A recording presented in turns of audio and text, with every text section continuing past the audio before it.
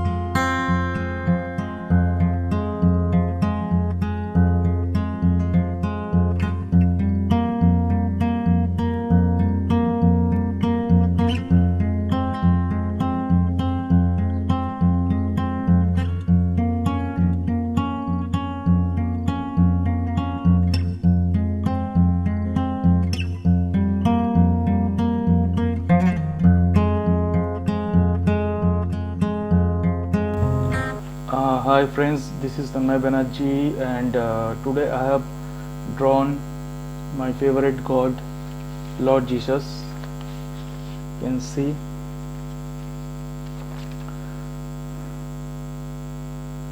So I have used oil pastel colors to draw this picture.